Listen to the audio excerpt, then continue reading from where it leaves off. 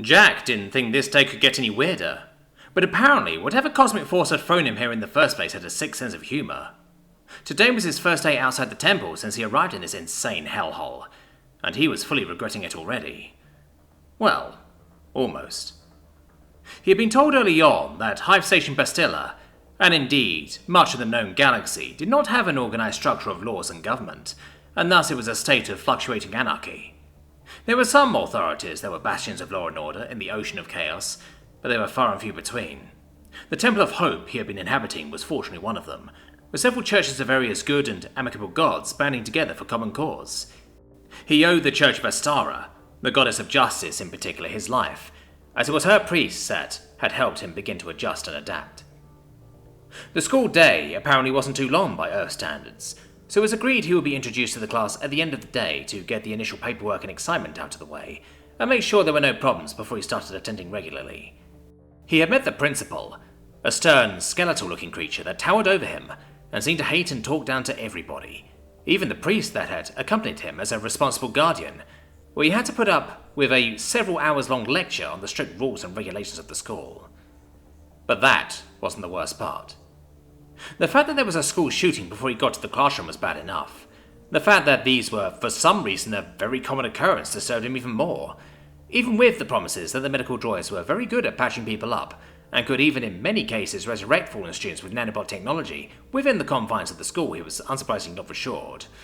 It started with the urging of the High Priestess Cornelia that he meet someone his own age, rather than just the older temple workers he had been assisting to earn his keep since he arrived.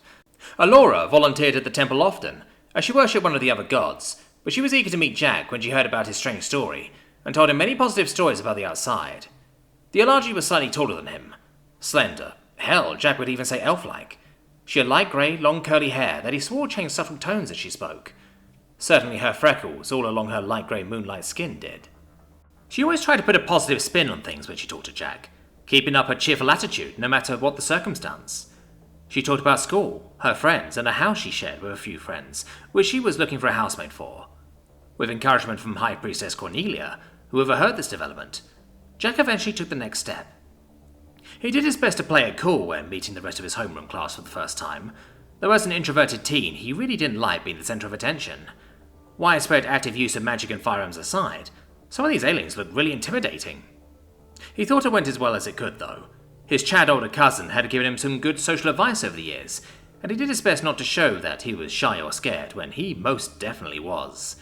Claiming to be a Death Rider would hopefully force them to keep their distance. It couldn't last, though. He didn't know what he did as he went to his seat, but he seemed to startle 3 of the girls sat next to him and get them into trouble somehow. Great. They and those that saw it happen probably hated him now.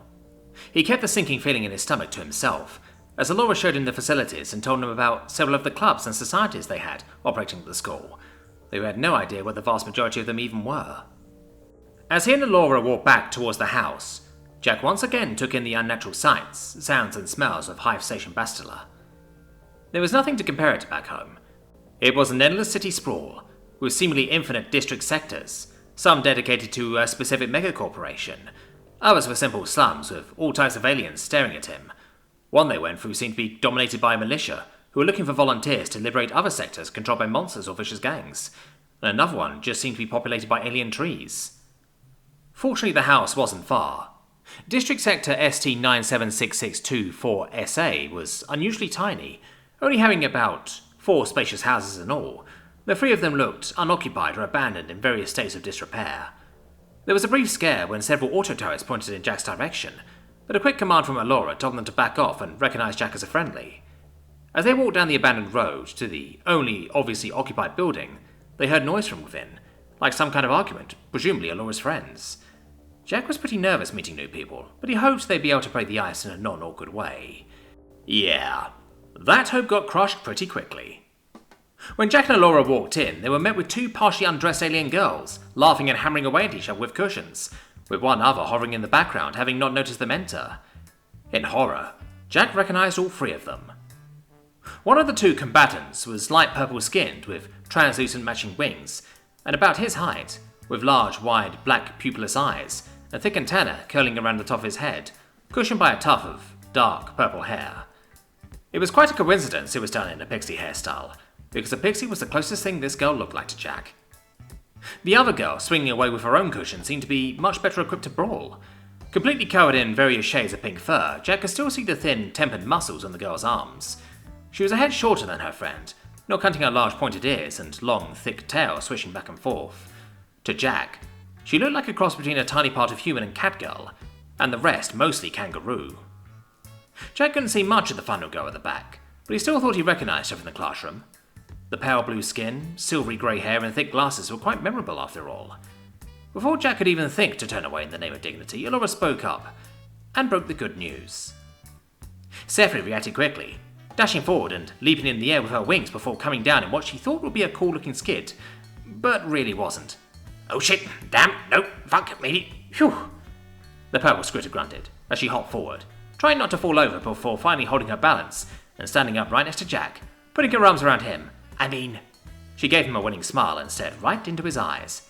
"Hi, I'm Seffi." "Hello, Seffi," Jack replied with a polite smile, not sure how to react to being hugged by a total stranger, as his arms hovered around her awkwardly, too cautious to embrace back. Considering her shirt was undone, it took all of his willpower not to look down. "Someone needs her meds," Nika grinned, as she wrapped her tail around the scritter's waist and pulled the eager Seffi away, who giggled as she released the hug. "I'm Nika. You're Jack, right?" Nika put a hand out for a handshake, which Jack reflexively reached for, the kissing grabbing his forearm below the elbow, linking their arms in a Roman-style greeting. Yep, that's me," Jack replied, not expecting such a warm welcome from the two girls. Weren't they annoyed with him? Sorry if I got you guys in trouble back at class, by the way." Elora, Nika and Seffi looked confused for a nanosecond, before they realised what he meant with a loud cackle of laughter. Nika quickly spoke up once she recovered. "Oh, don't worry about that. It wasn't you at all, rather this degenerate troublemaker over here." She led the group to the sofa where Chio was revitalising, looking up at the girl who she knew would still be lucid enough to sense their disapproval, and the presence of Jack. "You should probably ask her about him when she wakes up," Seffi piped in with a malicious grin, remembering what Chio had done to get them into trouble, and wanting a little payback. "That's how she sleeps?" Jack asked, confused. "Kinda," Seffi replied, "though she puts up a repelling telekinetic barrier of some kind. Watch this," she grinned, as she threw one of the cushions at Chio before quickly ducking behind Jack. The cushion stopped abruptly, just before it would hit Chio, before being violently yeeted back towards them. Having a short moment to realise what Seffi was doing and react to it, he quickly dodged to the side as the cushion zipped past him and clobbered Seffi in the face, completely clotheslining her to the raucous laughter of both Nika and Elora. "Nice reflexes," Nika called to Jack, trying hard not to show just how impressed she was. "And nice try, Seffi." "Damn it!" The scritter clambered to her feet as Jack offered her a hand up. He was chuckling for what must have been the first time in weeks. Yeah, things weren't completely bad, after all.